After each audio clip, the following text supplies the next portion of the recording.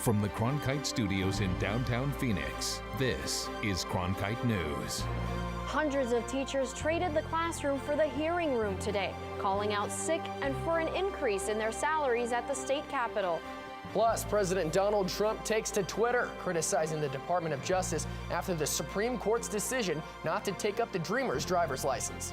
And a proposed bill that would give high schoolers the option of taking the ACT or SAT instead of the Arizona Merit Test. Why some say this could help students with college scholarships. Cronkite News starts now. Good evening and welcome to Cronkite News on Arizona PBS. I'm Adriana de Alva. And I'm Troy Lynch. Thank you for joining us. Around 300 teachers called in sick and marched at the Capitol today. As Gabriela Becerra reports, they were joined by other Red for Ed supporters and sat in on the Senate Finance Committee hearing. The teachers started their protest at the Capitol and then headed inside for the hearing on House Bill 2528, which would increase the amount of capital gains that could be claimed on state income tax. Opponents are calling it tax cuts for millionaires. Red for Ed supporters looked disappointed after it passed with a 4-3 vote. Let's all work together on that and make sure that money gets to the classroom, and with that I vote aye. Senator David Farnsworth voted yes to pass HB 2528 with a room full of Red for Ed supporters. He explained his vote, calling for school districts to do a better job spending the money they're given. Arizona Education Association President Joe Thomas says the funding problem is coming from bills like HB 2528. They keep passing tax cuts to where there's less money next year. He says Arizona is spending $1 billion less on education than they did 10 years ago. To throw up their hands and say, oh my gosh, we just don't have any money, it's because they're robbing schools every year with tax cuts. Teachers a part of the Sick Out marched in a circle around the front of the Capitol before and after the Senate committee hearing. Red for Ed! Red for Ed! Red for Ed! Teachers from the Pendergast Elementary School District say they want to feel appreciated. We don't feel valued. Teacher at Amberlea Elementary School, James Hartman, says their salaries can't keep up with the cost of living and inflation. They're not rewarding teachers for their longevity anymore. That salary scale has stopped. Teachers also say they are being overworked. We're serious about our jobs, and we wish that we were taken seriously too. First grade teacher at Sonoran Sky Elementary School, Casey Goulette, says she worked a second job during winter break and plans on finding another one for summer break. Our hearts are in it for our kids, and it is a struggle every day without having the support of supplies and teachers having to work 2 jobs and not having proper time to plan and be prepared for their lessons. Most of the teachers at the Capitol today will be returning next Wednesday for what is being called a teach-in, organized by Save Our Schools Arizona, Arizona Educators United, and Arizona PTA. And I'm Gabriela Becerra, Cronkite News. Many of the teachers at the Capitol today were from the Pendergast Elementary School District, which covers parts of Phoenix, Glendale, and Avondale. Due to the shortage of teachers in the district, 9 schools canceled class for the day. A sign in front of the school and an empty parking lot was a pattern at several closed Pendergast district schools today. District spokesperson Netta Shafir says the schools made phone calls to parents last night and this morning to let them know that their children had the day off, but not all schools in the district canceled classes. Shafir also told Cronkite News that teachers and students were not penalized if they decided not to come in. The district's governing board voted earlier this month to give teachers a raise of up to 7%. Congressional leaders are nearing an agreement on a $1.3 trillion federal budget that would fund government operations for the rest of fiscal 2018, which is already almost half over. The plan reportedly includes a call for stronger background checks on gun purchasers, but no language on immigration reform. Lawmakers have yet to see the bill, which has to be passed by Friday to head off another government shutdown. The timing upset some congressmen, like Arizona Representative Andy Biggs. He told us he can read real fast, but not fast enough to understand, quote, 2,000 pages of some Byzantine language in the bill. What in the world are we supposed to really believe about what's in and what's not in there? Because it always comes down to what's in writing, and we don't have that.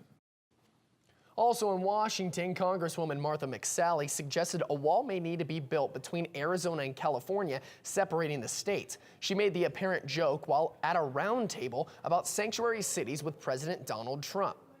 The president led off the discussion, saying the sanctuary cities release thousands of criminals out of jails and back into the community. McSally thanked the president for his leadership on the issue and called out California for, quote, thumbing its nose at law and order and protecting citizens. As we look in Arizona, we often look into the dangers in the southern border. But if these dangerous policies continue out of California, we might need to build a wall between California and Arizona as well. McSally implied that she was joking about building the wall and shared the ways that she says the California policies are negatively impacting Arizona. An article published by The Guardian declared Phoenix to be one of the least sustainable cities in the world due to the area's overuse of water. Parts of Phoenix use large amounts of water to maintain the city's appearances and reputation. However, Phoenix only received 8 inches of rainfall last year. Most of Arizona's water comes from Lake Mead, which is fed by the Colorado River. That river is fed by snowfall in the Rockies, which was down 70% last winter. The river's drying up, and Phoenix has shown no signs of implementing water restrictions to combat the problem. The article also says the city has plans to expand even further, but Phoenix does not have the water resources available.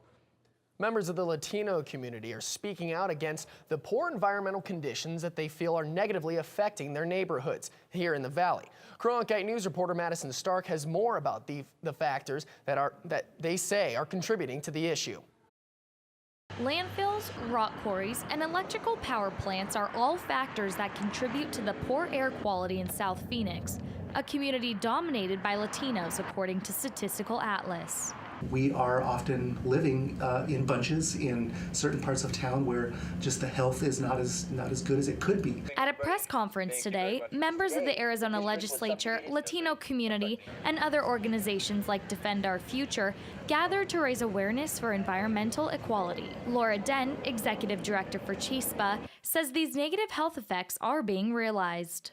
Latino youth are 40% more likely to die from asthma-related illnesses and 60% more likely than their white counterparts nationwide to visit the emergency room. Nicolette Del Palacio is a member of the Phoenix Latino community who was affected firsthand. I was actually somebody who had childhood asthma. That was a completely preventable disease. That was specifically because we lived in a neighborhood that was right by a power plant. Environmental injustices aren't the only problem Latino community members are concerned about. The larger problem, they say, lies in their misrepresentation in the state legislature. Senator Quezada attended the event this morning and spoke about his community's lack of voice in the state government. A lot of times the leaders that are in charge now come from neighborhoods where they've got plenty of green space and they're not ever involved in the communities that are suffering from these issues. But there is hope. Our community is galvanizing, our community is registering to vote, we're gaining citizenship, we're going to show up at the polls. In Phoenix, Madison Stark, Cronkite News. Latino community members are pushing for initiatives that they say would eliminate dirty energy sources, such as replacing diesel-fueled school buses with electric-powered ones instead. It was more than 5 years ago that then-Governor Jan Brewer signed an executive order denying driver's licenses to DACA recipients, an order that was quickly blocked by courts.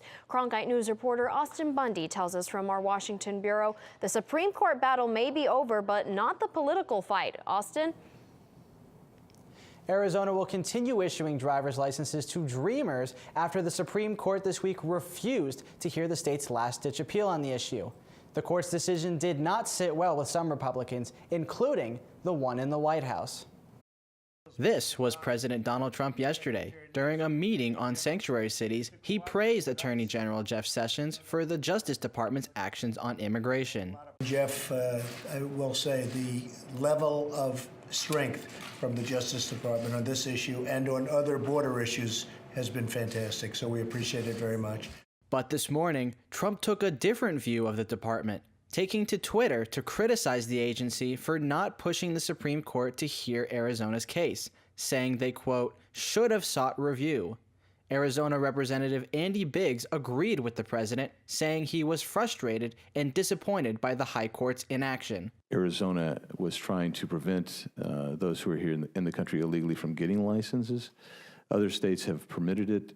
And so you have a real conflict of laws from state to state. Biggs said there needs to be a single ruling to deter states from contradicting each other's laws. When you have national reciprocity on driver's licenses like we do, to have that kind of disparate legal application is a problem, and the U.S. Supreme Court should have weighed in on it.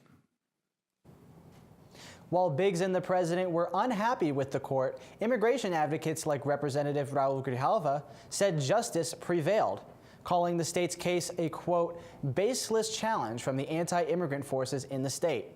In Washington, Austin Bundy, Cronkite News.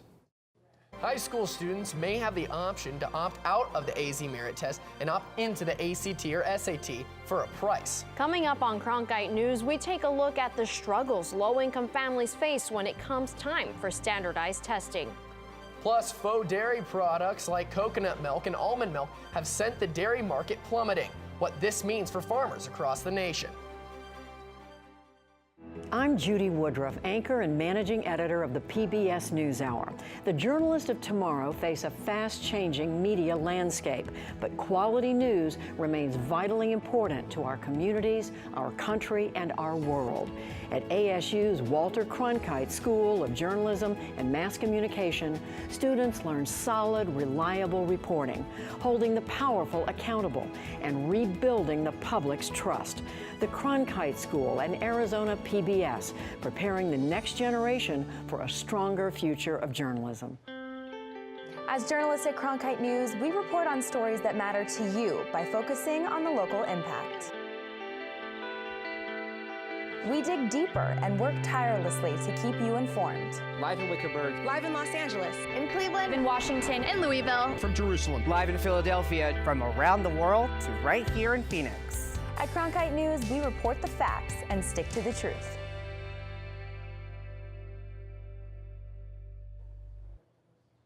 The hunt for the bomber who terrorized Austin, Texas is over. Suspect Mark Condit killed himself by exploding a bomb in his own vehicle while SWAT teams tried to close in on him. Authorities are still unsure if he acted alone. Austin police are questioning the suspect's roommates for their potential involvement. Police say even though the primary suspect is dead, they aren't stopping the investigation.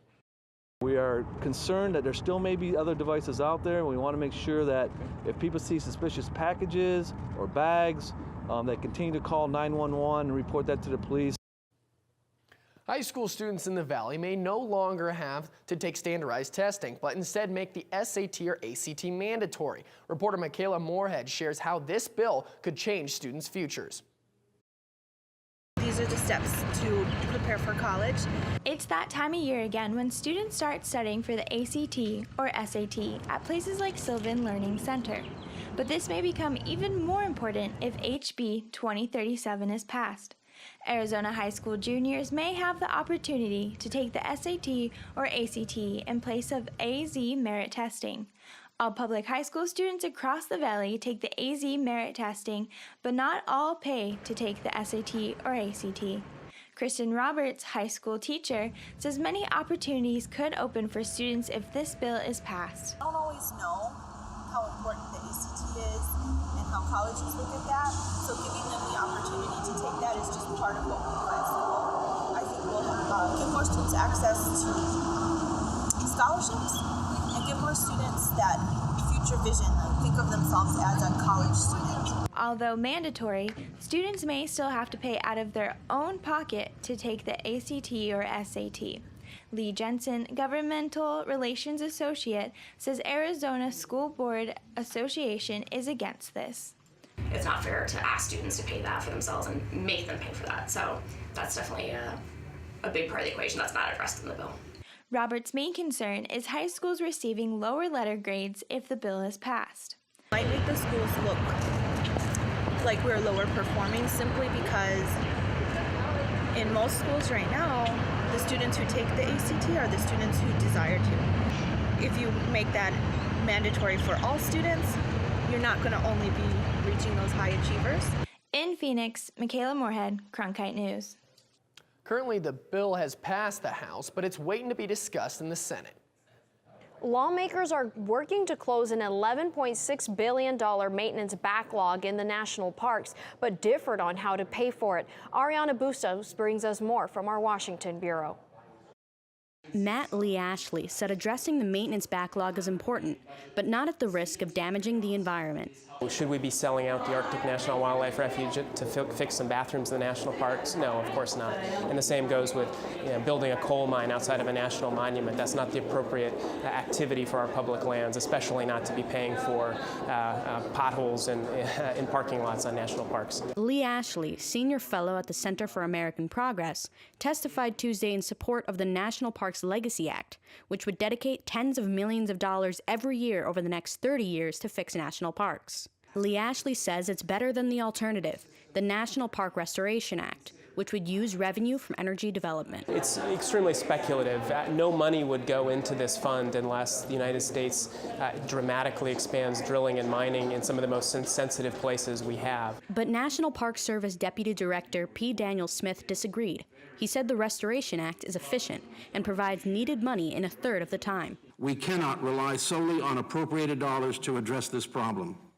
The backlog of projects at our national parks limits access, lessens visitor experiences, impacts recreational opportunities, and compromises public health and safety. Lee Ashley said the government can still address the maintenance backlog, but protect the environment at the same time. You have to be investing both in visitor facilities and in protecting the places that are in these national parks so that people can go see abundant wildlife and historic treasures. Reporting from Washington, Ariana Bustos, Cronkite News. Arizona's maintenance backlog is at more than $500 million, the Grand Canyon making up most of it at about $330 million. Milk alternatives have changed the way we consumed our lattes. Coming up on Cronkite News, we take a look at how this trend is impacting dairy farmers. And clouds are moving back into the valley today, bringing with them a chance of rain. Stay tuned to see if I give you the green light on getting a car wash tomorrow. I'm Ted Simons, host and managing editor of Arizona Horizon. Join us each weekday at 5:30 and 10 as we bring you the top newsmakers who impact the state. We cover the stories in depth that shape and affect our local communities, and we take the time to ensure that all voices are equally heard. For more than 30 years, Arizona Horizon has been your voice and your source for what matters most, right here on Arizona PBS. Fridays, it's at Cronkite News, your social sharing connection where you choose the news. Facebook likes and shares, tweets, retweets, and favorites. YouTube views and subscriptions. We're watching you watch us. From our digital home at cronkitenews.azpbs.org to your television, web browser, or mobile device. Find us on Facebook, Twitter, and YouTube. Then join us for at Cronkite News, our weekly refresh, each Friday at 5 on Arizona PBS. Alternative milk products are seeing a rise in demand across the country. However, the traditional dairy industry is still popular among a little over half of consumers. Brooke DeGumbia spoke with advocates on both sides of the issue and has more in Los Angeles. The modern way to consume much of the recommended daily calcium and nutrients is now through milk alternatives, an industry expected to top $16 billion in revenue this year. The nutritional benefits of the protein that everyone seems to be concerned about and the calcium and vitamin D, they're right on par with dairy. Kippy Miller started the first non-dairy ice cream franchise in the world in Venice, California, and she believes diets should contain choices. Non-dairy is interesting in that it's coconuts and it's almonds and it's pecans and it's hemps and it's soy and it's God, I can't even think of all of the alternative, right? Whereas dairy's just one perspective. Millennials and Generation Z in particular are straying away from dairy because of digestive problems, along with environmental and health concerns. I'm not vegan or really even dairy-free, but I do, even at coffee shops, I tend to buy like the almond milk or the coconut milk instead. It just makes me feel better.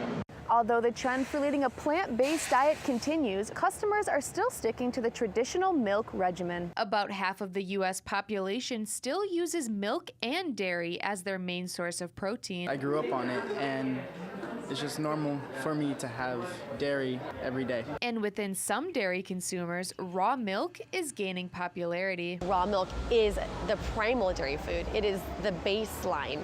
That's the origin, and then from there is processed dairy. Raw milk is only legal for sale in 13 states, including California and Arizona. It's not pasteurized, meaning the milk doesn't go through the heating process to kill certain bacteria.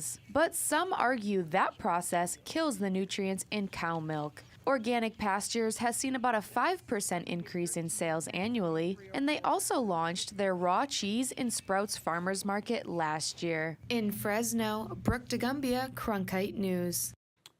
Currently, there are 8 farms in Arizona that produce raw milk. This type of milk usually ends up having a higher cost than regular milk for consumers. The Northeast may be battling frigid temperatures and snowfall, but here in Phoenix, we're warming up. Nicole, will we continue to see a heat up as we head into the weekend? That's right, Troy and Adriana. Yesterday marked the first day of spring, but lately it's been feeling like summer outside. Our high today of 85 degrees is 7 degrees above the average this time of year, which is 78 degrees. But thankfully, we didn't reach the record high that was set back in 2004, which is 97 degrees. And although we are experiencing above average temperatures, we have nothing to complain about compared to what the rest of the country is currently experiencing.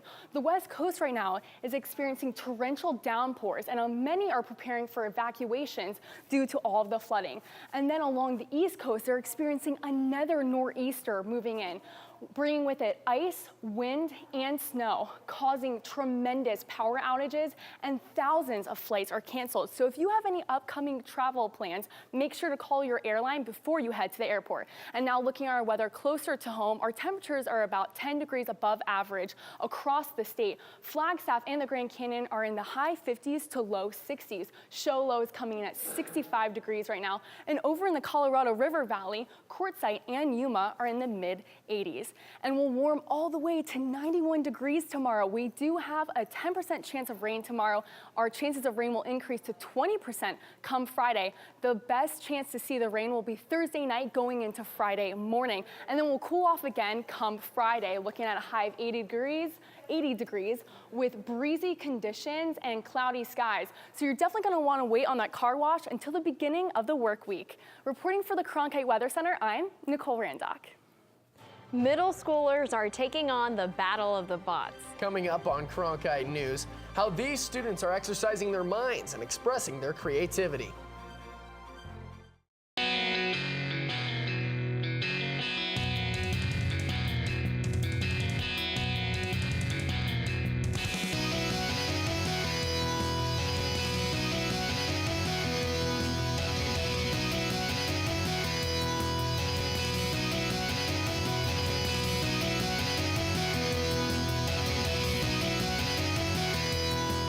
Cronkite News, weeknights at 5 on Arizona PBS.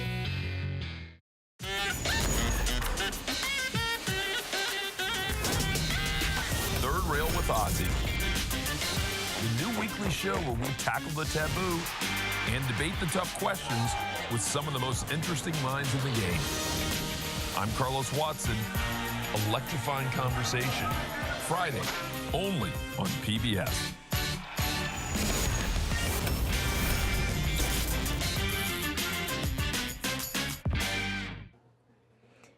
Every year, hundreds of middle school students come together to compete in a Robotics State Championship. Here, the students have replaced their video game controllers for controllers of a different type. Cade Garner spoke with one of the teams that hopes to take home the gold. We want to win. At the VexIQ State Championship, dozens of teams from middle schools across the state want to take home the robotics trophy. Students from the Gray Wolves team are no exception.